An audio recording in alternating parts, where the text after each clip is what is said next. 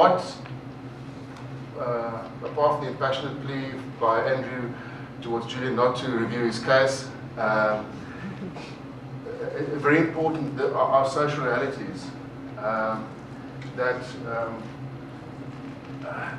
plays a role, and I think at this stage not really reflected within the code. And I think part of our brief here would be to how do we bring to bear our social realities within the code, to give us that elbow room not to detract from the ultimate aims of water, but to be fair in what we do. As Julian said earlier, and I think also Andrew covered in his presentation, that the whole idea of water, first implemented in 2003, Julian said, was to harmonize and regularize regulations governing anti-doping in all sports in all countries for the first time. And part of this process is to review these rules every so often, and that's the process that we are in at the moment.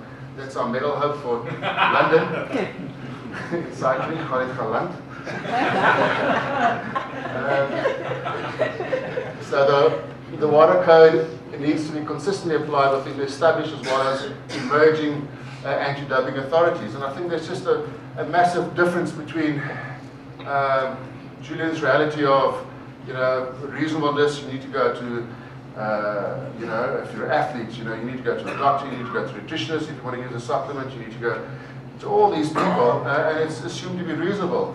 Where in South Africa, less than 14.5% of people get access to private medical care.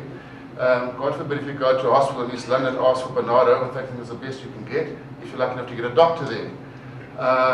So, I mean, there's vastly social realities. We need to try and marry the two.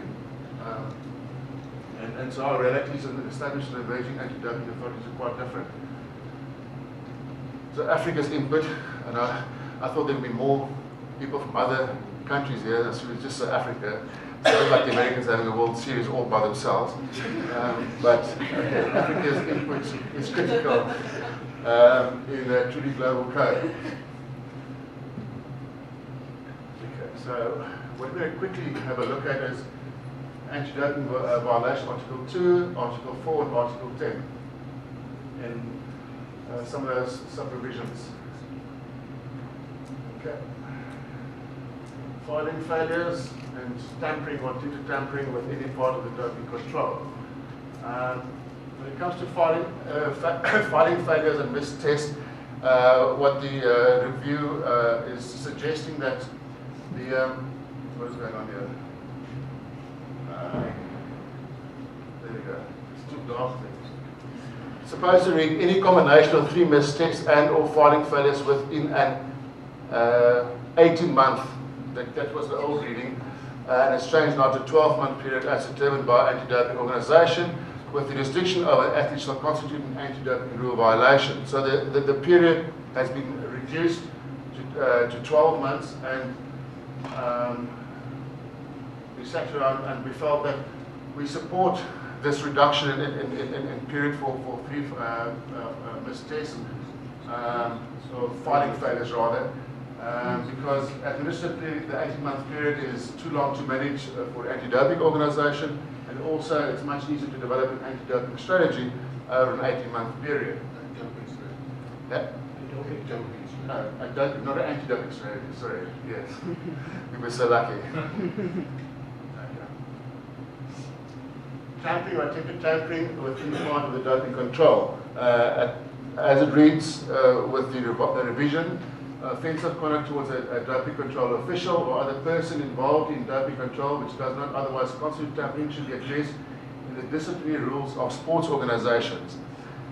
And we feel that needs to be perhaps tightened up a bit through our experience of the Joyce case, and I'll get to that a little bit later.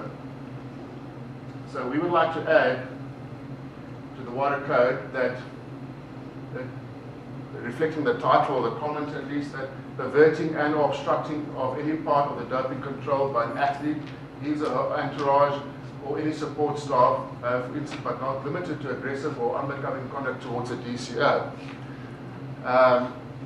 What happened in the we feel that the issue needs to be addressed by the code and not only by Disney rules of sports organizations. What happened in the Joyce case was that a DCO went to the house to take a urine sample. The husband was quite irate. It was a month, I think, before the end of the 2-year sanction for Nandula that she was busy serving. And the irate husband said that you people are busy harassing us, you're victimizing us, and you are not going to test my wife today. Monty's ruling in the case was that because the athlete was not informed by the doping control officer, it's not a refusal. But the behavior of the husband was such that the doping control officer had no real opportunity to get into the house and do the test. So we feel that this part of the code perhaps needs to be tightened up even further. Is that Wara's determination of the prohibited list is final and shall not be subject to any challenge. And he feels that it's unconstitutional, not only within South Africa, where Section 34 of our Constitution provides access to the courts, as well as Article, I think, 6 of the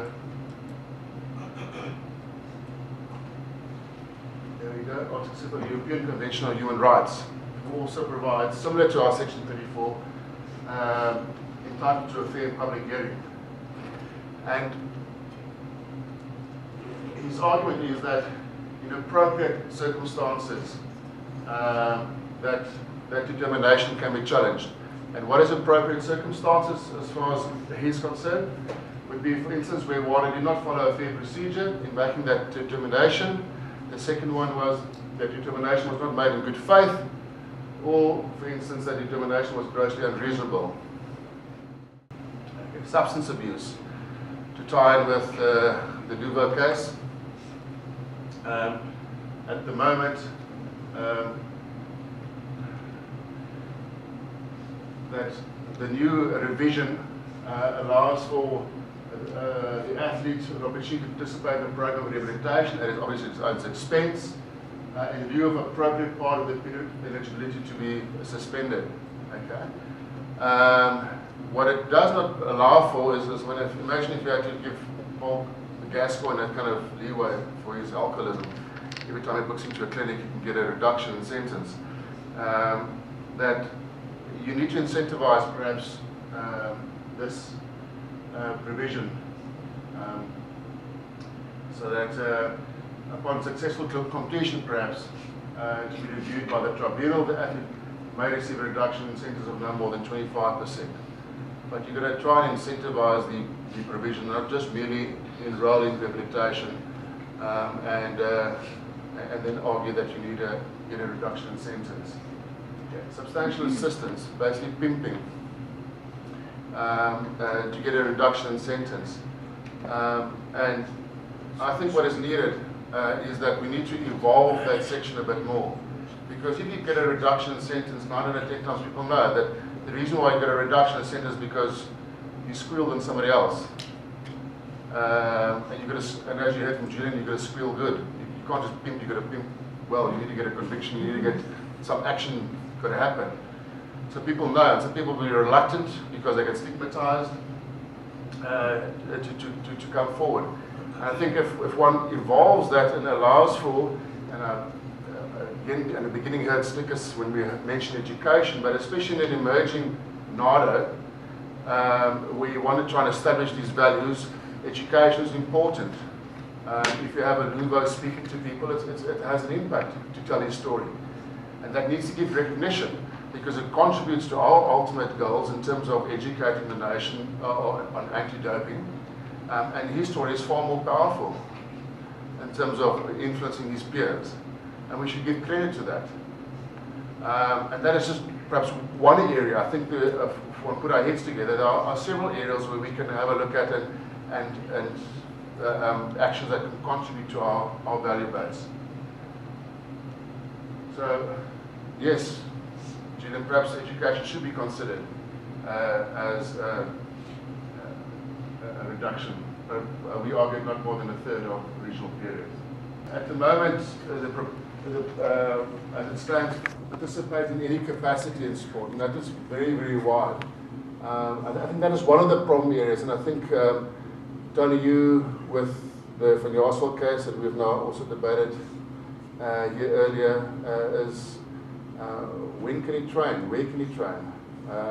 If you give somebody 3 months, but he's not allowed to do anything, and let's say his sanction starts, it's cricket season, Julian, it's from October till March, let's say he gets a sanction from October, November, December, and suddenly January 1st you expect him to be in perfect nick. Is he not getting actually a lengthier sentence than the 3 months that he's actually been given? Because he's not allowed to train in any way to prepare himself. So we argue that the term should be more specific and perhaps refer to participate in any form of coaching, playing, or administrative functions in competitional activity.